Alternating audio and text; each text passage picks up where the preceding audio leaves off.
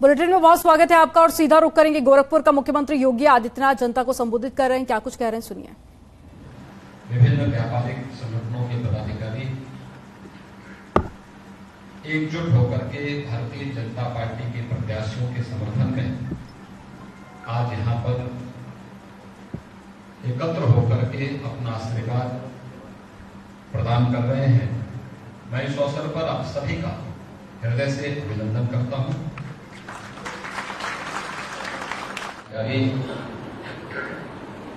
एकजुट होकर के भारतीय जनता पार्टी के प्रत्याशियों के समर्थन में आज यहां पर एकत्र होकर के अपना आशीर्वाद प्रदान कर रहे हैं। मैं इस अवसर पर आप सभी का हृदय से अभिनंदन करता हूं।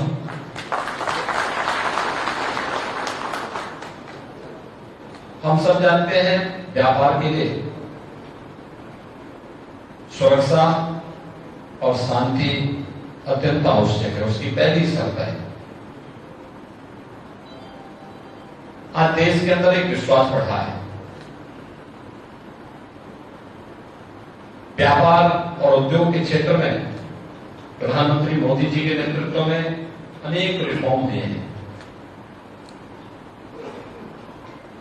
दुनिया के अंदर भारत की साख बढ़ने से आज वैश्विक बाजार भी भारत के लिए पूरी तरह से खुला हुआ है। इसका प्रभाव भारत की प्रति व्यक्ति आय पर, भारत के नागरिकों के जीवन स्तर पर बढ़ा है। और अगर इस दृष्टि से हम देखें तो उत्तर प्रदेश और गोरखपुर आज अपनी एक नई आभा के साथ आगे बढ़ा है। मुझे याद है आज से 25 साल 30 साल पहले क्या स्थितियां थी। गुंडा टैक्स वसूली होता था, रंगदारी वसूली होती थी, व्यापारियों की संपत्तियों पर, उनके प्रतिष्ठानों पर, गरीबों की संपत्ति और उनकी जमीनों पर कोई भी गुंडा, कोई भी माफिया और कोई भी सत्ताधारी दल का व्यक्ति जबरन कब्जा कर लेता था। लेकिन आज उत्तर प्रदेश इस अराजकता से मुक्त हुआ है। कानून का राज रहेगा। कानून का राज है तो कानून के राज का मतलब बिना भेदभाव के हर नागरिक को सुरक्षा की गारंटी होना है। और वह आपने देखा होगा, देखते ही देखते उत्तर प्रदेश के बारे में लोगों की धारणाएं बदली। आज देश और दुनिया का कोई ऐसा निवेशक नहीं जो निवेश का इच्छुक हो और उत्तर प्रदेश की ओर आशा भरी निगाहों से न देख रहा हो। ये व्यापार के लिए बहुत अच्छी स्थिति, निवेश के लिए बहुत अच्छी स्थिति आज के दिन पर उत्तर प्रदेश में है। और इसीलिए मैं आप सबसे अपील करने के लिए ही आया हूं। अब हमेशा अपनी वैचारिक प्रतिबद्धता के नाते भारतीय जनता पार्टी के चुनाव चिन्ह कमल के फूल के साथ अपने आप को जोड़ते रहे हैं। हमेशा आप लोगों ने इसको सकारात्मक भाव के साथ लिया है और अक्सर लोकसभा और विधानसभा के चुनाव के दौरान स्वतःस्फूर्त भाव के साथ हमारे व्यापारिक संगठन, औद्योगिक संगठन भारतीय जनता पार्टी के समर्थन में सहयोग करने के लिए उतावले दिखाई देते हैं। लेकिन ये जो तीसरा जो सदन होता है, ये तीसरी सरकार होती है, जिसको हम उपेक्षा के भाव से देख लेते हैं, जबकि उतनी ही गंभीरता इसमें भी दिखनी चाहिए। एक गंभीरता इसलिए क्योंकि केंद्र और राज्य शासन के स्तर पर जो पैसा आएगा उसको जमीनी धरातल तक पहुंचाने और प्रत्येक नागरिक के जीवन में परिवर्तन लाने का जमीनी धरातल का कार्य अगर किसी को करना है तो हमारे स्थानीय निकाय की संस्थाओं को, नगर निकाय की संस्थाओं को करना होता है। नगर निकाय में अच्छे लोग रहेंगे, अच्छा बोर्ड रहेगा, तो तेजी के साथ बुनियादी सुविधाएं मिलेंगी, सुरक्षा का बेहतर वातावरण बनाने में लोग योगदान देंगे, स्वच्छ और सुंदर वातावरण बनाने में लोग अपना योगदान दे पाएंगे। और अगर गलत लोग रहेंगे तो फिर जो पैसा आएगा भी या तो आएगा नहीं, आएगा भी तो उस बंदर बांट हो जाएगा। बंदर बांट से या रुचि लेकर के उन कार्यों को जमीनी धरातल तक पहुंचाने के लिए और हर जनता को बुनियादी सुविधाएं उपलब्ध हो, बिना भेदभाव के उपलब्ध हो, इस दृष्टि से भारतीय जनता पार्टी का बोर्ड नगर निकायों में भी बने, जिससे ईज ऑफ लिविंग के लक्ष्य को प्राप्त किया जा सके, हर व्यक्ति के जीवन को अत्यंत आसान बनाया जा सके, उसको बुनियादी सुविधाएं उपलब्ध कराई जा सके और शासन की योजनाओं को ईमानदारी के साथ उन घर गरीब तक पहुंचाने का, हर व्यापारी तक पहुंचाने का कार्य भी हो सके। इस दृष्टि से डबल इंजन के साथ अब ट्रिपल इंजन भी आवश्यक है। और ये तो एक समय था जब शहरी क्षेत्र में बहुत योजनाएं नहीं थी, न स्मार्ट सिटी की थी, न अमृत की थी, न आवास योजना की थी, न स्वच्छ भारत मिशन में शौचालय की योजना थी, न स्ट्रीट वेंडर की कोई योजना थी, सिटी सर्विलांस की भी कोई योजना नहीं थी। आज नए परिप्रेक्ष्य में हमारे शहर भी वर्ल्ड क्लास सिटी बने, स्मार्ट सिटी बने, सेफ सिटी बने। इस परिकल्पना को साकार करने के लिए आज एक कार्यक्रम प्रारंभ हुआ है। भारत सरकार ने देश के अंदर 100 शहरों को स्मार्ट सिटी बनाने का लक्ष्य रखा, उसमें से 10 यूपी के, 7 अन्य म्युनिसिपल कॉर्पोरेशन ऐसे थे जिन पर किसी भी व्यवस्था में चेंज नहीं हुआ था। हमने स्टेट स्मार्ट सिटी मिशन का गठन किया और बाकी 7 को हम लोगों ने अपने साथ लेकर के सभी 17 नगर निगमों को हम स्मार्ट सिटी मिशन के अंतर्गत वर्तमान में डेवलप कर रहे हैं, उन पर कार्य हो रहा है। वहां पर ICC integrated command and control centre की स्थापना के साथ ही सिटी सर्विलांस सिस्टम को उसके साथ जोड़ने की कार्रवाई, ट्रैफिक मैनेजमेंट को उसके साथ जोड़ने की कार्रवाई, स्वास्थ्य की सुविधा और स्वच्छता के कार्यक्रम को उसके साथ वहां से मॉनिटरिंग करने की व्यवस्था। यानी एक सिस्टम से हम शहर को स्वच्छ भी बना दे रहे हैं, सिटी की सर्विलांस सिस्टम को भी अच्छा कर दे रहे हैं, स्वास्थ्य की व्यवस्था को भी मॉनिटर कर रहे हैं और स्वच्छता की व्यवस्था को भी वहां से मॉनिटर करने का कार्य किया जा रहा है। ये अनेक कार्यक्रम हुए हैं। अच्छे बोर्ड गठित होने का परिणाम क्या होता है? पब्लिक ट्रांसपोर्ट को भी बेहतर किया जा सकता है। आज गोरखपुर में लगभग 40 इलेक्ट्रिक बसें चल रही हैं। आने वाले समय में मेट्रो की ओर भी हम बढ़ेंगे, जहां आवश्यकता पड़ेगी वहां रोपवे की भी व्यवस्था देंगे, जहां पर जिस प्रकार की आवश्यकता होगी हमें समय के अनुरूप चलना पड़ेगा। पहले गोरखपुर की सड़कें सिंगल लेन की हुआ करती थी, आबादी कम थी, आबादी बढ़ी, डबल लेन करने का बड़ा प्रयास किया गया। आज 4 लेन की सड़कें, महत्वपूर्ण मार्ग 4 लेन के बने, व्यवसाय बढ़ रहा है, उसके अनुरूप हमें भीड़ को देखते हुए, पब्लिक की डिमांड को देखते हुए उस प्रकार की सुविधाएं तो देनी पड़ेगी। ट्रैफिक की व्यवस्था को बेहतर करना पड़ेगा, मल्टी लेवल पार्किंग बन रहे हैं,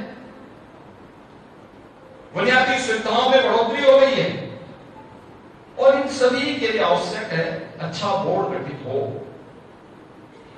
गोरखपुर नगर निगम हो या अगल बगल के जितने भी नगर निकाय हैं, इन सब में। और इसीलिए आज मैं आप सबसे अपील करने के लिए आया हूं कि डॉक्टर मंगलेश श्रीवास्तव जी को भारतीय जनता पार्टी ने अपना प्रत्याशी बनाया है। वैसे भी आप स्वतःस्फूर्त भाव के साथ इसके साथ लगे हैं, लेकिन ये कठिन होता है। हर व्यक्ति अपेक्षा करता है कि मुझे व्यक्तिगत रूप से प्रत्याशी बोले तब मैं चुनाव प्रचार में दूंगा। ये कठिन होता है। एक व्यक्ति को तत्काल बोला गया कि भाई आपको चुनाव लड़ना है, तो चुनाव के नामांकन की तैयारी, फिर नामांकन के अन्य प्रक्रियाओं को पूरा करने और जब संपर्क की बात आई तो ये कठिन होता है कि 10 से 12 लाख की आबादी के बीच में कोई व्यक्ति जाकर के एक घर से एक व्यक्ति से बातचीत करके उसे अपील कर सके, बहुत कठिन है। इसके लिए सबसे बेहतरीन माध्यम सम्मेलन, और इसीलिए मैं स्वयं भी आपसे अपील करने के लिए आया हूं। आप सभी डॉक्टर मंगलेश श्रीवास्तव का प्रतिनिधि बनकर के अपने मोहल्ले में अपने संगठन की बैठक स्वयं करके, अब ये भी समय भी बहुत कम है, 4 मई को पोलिंग होना है, आज 29 हो गई है, अब कितना दिन रह गया, 2-3 दिन, यानी 4-5 दिन का इस समय बचा है। 4-5 दिन के अंदर अपने अपने संगठन की दवा विक्रेता संघ अलग से अपना बैठक करे, चैम्बर और ट्रेडर्स अपनी बैठक अलग से कर ले, कपड़ा व्यवसायी संघ अलग से अपनी बैठक कर ले, अलग अलग संगठन अलग अलग किराना कमेटी अपनी बैठक अलग से कर ले, और अलग अलग बैठक करके सब जगह से प्रस्ताव पारित करके अपने मोहल्ले में अपने संगठन की तरफ से एक एक होर्डिंग प्रत्याशी के पक्ष में, भाजपा के पक्ष में अगर आपकी तरफ से लग जाता है और चुनाव के दिन मतदान करने के लिए लोगों को तैयार करके रखा है, तो भाइयों बहनों, अपने आप में एक माहौल सिटी के अंदर बनेगा कि अधिक से अधिक मतदान भी करते हुए अति आत्मविश्वास में कतई मत रहना। अति आत्मविश्वास हमेशा घातक होता है। और दूसरा, 4 मई को नेपाल जाने की भूल भी न करना।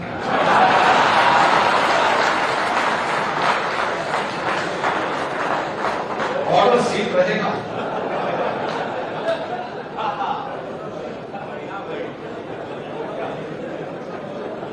उस दिन प्रातः 6 बजे से लेकर के शाम 6 बजे तक केवल आपका फोन, पहले स्वयं मतदान करना और फिर फोन का उपयोग करके एक एक मतदाता को मतदान करने के लिए तैयार करने के लिए यह जिम्मेदारी आपको मैं सौंप रहा हूं, संयुक्त व्यापार मंडल और विभिन्न व्यापारिक संगठनों को। आपको ऐसा नहीं कि जौहर पशुधन की तरह आप दाल खरीदने में खाद सीधे ऐसे आप देख रहे होंगे 90 साल की उम्र में सीताराम जी कितने जोश खरोश से बोले। तो इसलिए मेरी आप सबसे अपील होगी कि चुनाव एक उत्सव होना चाहिए, लोकतंत्र का उत्सव है। कितनी बड़ी बात है, लोकतंत्र ने सबको एक समानता का अधिकार दे दिया। एक वोट एक कीमत हर एक वोट की, और एक ही पोलिंग बूथ पर जाना है। न जाति, न पंथ, न संप्रदाय, न मत, न मजहब, न छोटा न बड़ा, न महिला न पुरुष, एक ही बूथ पर हर व्यक्ति जाएगा। हर एक के वोट की एक कीमत, यही लोकतंत्र की ताकत है। और इस ताकत का इस्तेमाल करना बेहतरीन तरीके से सकारात्मक दिशा में अपने लिए और आने वाली पीढ़ी के बेहतर भविष्य के लिए। और इसी से मेरी आप सबसे 4 मई की तैयारी अभी से, और 4 मई को तब उत्सव के साथ इस कार्यक्रम को आयोजित करना, धूम धड़ाके के साथ चुनाव हो, उत्सव लगना चाहिए। लोकतंत्र का उत्सव है। हम अपनी तीसरी सरकार भी गठित करेंगे और पूरे फुल मेजोरिटी के वोट के साथ गठित करेंगे। चाहिए इसके लिए गोरखपुर नगर निगम में भी और जितने भी गोरखपुर के अन्य टाउन एरिया है, इन सब के लिए भी मैं अपील करूंगा कि वहां पर व्यापार मंडल वहां पर भी बैठक करके सबसे कहें कि भाई देखो, अब कोई निर्दल लड़ करके या किसी अन्य पार्टी से करके क्या करेगा। तब केंद्र और राज्य में सरकार बीजेपी की है, सुरक्षा और सुविधा की सारी व्यवस्था तो सरकार को देनी है। अकेले व्यक्ति जीत के कर क्या पाएगा, कुछ भी नहीं कर पाएगा, बोर्ड में कोई निर्णय नहीं कर पाएगा। इसलिए अच्छा होगा ऐसा बोर्ड बनाना चाहिए जो निर्णय भी ले सके और जिसकी मॉनिटरिंग भी हो सके, बेलगाम न हो कोई व्यक्ति, और बाकी और पार्टी कर सकती हो, भाजपा कर सकती हो, भाजपा इस बात की गारंटी आपको दे सकती है। अन्यथा कोई निर्दल बन जाएगा या कोई ऐसा व्यक्ति जो फिर कभी शकल ही नहीं दिखाएगा, क्या मतलब है इसका। भाजपा एक जिम्मेदार पार्टी है और जिम्मेदारी के साथ लोगों की समस्या का समाधान करने का वादा भी रखती है। संगठन भी है, जनप्रतिनिधि भी है, सभी लोग मिलकर के इस कार्यक्रम को आगे बढ़ाने का कार्य करेंगे। और इससे हर एक जगह, हर नगर निकाय में, नगर निगम में, नगर पालिका में, नगर पंचायतों में भारतीय जनता पार्टी का बोर्ड बने और बोर्ड बनाने के बाद जनता की बुनियादी सुविधाओं का समाधान हो, जनता को बुनियादी सुविधाएं मिलनी चाहिए। आपने देखा होगा गोरखपुर सिटी में जल जमाव कितनी भीषण समस्या थी। विगत वर्ष 6 महीने पहले हम लोग लग गए थे, जिस दिन लगातार 48 घंटे तक बारिश पड़ रही थी, उस दिन मैं गोरखपुर में था और जल जमाव नहीं हुआ था। मैं गीता प्रेस रोड पर किराना मंडी में मैं कई बार गया हूं बरसात के दिनों में, जब 1 घंटे की बरसात में 3-3 फुट पानी मैंने लगते हुए देखा। जल जमाव के कारण एक बार जवाहर पशुधन के गोदाम में ही पानी भर गया था। इनको 500 बोरा दाल खराब हो गया था। 500 बोरा दाल खराब हुआ था इनका। और 500 बोरा दाल खराब होने के बाद मैं सोचता था इस व्यक्ति को कष्ट होगा, तो मैंने इनसे पूछा, मैंने कहा आपका बड़ा नुकसान हुआ है। इन्होंने कहा नुकसान तो हुआ है। बाद में पता लगा कि उसी को दूसरी दाल में बेच कर इसने सब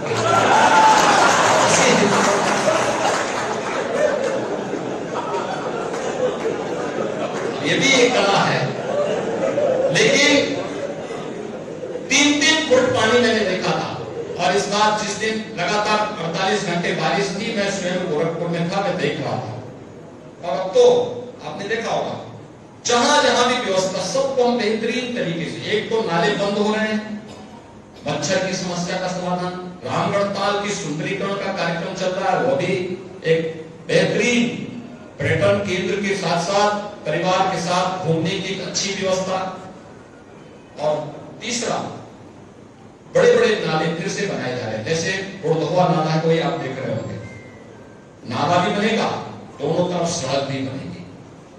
एक भी व्यक्ति को जानेंगे नहीं, अगर किसी को जानेंगे पूरा कंपनसेशन देंगे उसे, जिससे उसका पुनर्वास हो सके, कोई व्यक्ति अपने आप को महसूस नहीं करेगा।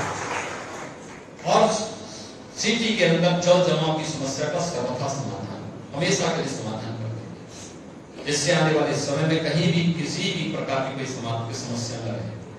आज आप देखते होंगे स्ट्रीट लाइट जब गोरखपुर की सड़कों पे जलती है, बेतरतीब नहीं है, एक जैसी, कहीं से आप देखेंगे कितना चमकता हुआ दिखाई देगा। ये परिवर्तन ये है, अभी बहुत कुछ इसमें होना है। सेफ सिटी की दिशा में आगे बढ़ना, लोग कहें गोरखपुर सबसे सुंदर शहर, स्वच्छ है, सुरक्षित है, सिटी के नाम पर पहचान होने सकती, और उसके लिए उस प्रकार का बोर्ड देना, मुझे पूरा विश्वास है आप सभी लोग हमेशा सकारात्मक भाव के साथ आगे बढ़े हैं। इस बार भी उस सकारात्मक भाव के साथ अपना समर्थन सहयोग करेंगे। मैं यहाँ पर विभिन्न व्यापारिक संगठनों को, उनके पदाधिकारियों को हृदय से धन्यवाद देता हूँ, और इसी तरह जयस्वराज जी को इसके यहाँ पर संयोजन के लिए हृदय से धन्यवाद देते हुए आप सबके प्रति अपनी शुभकामनाएं देता हूं। धन्यवाद। जय हिंद।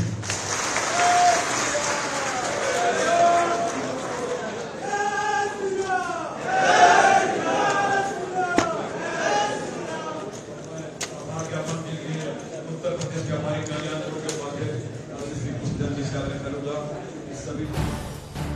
आप देख रहे हैं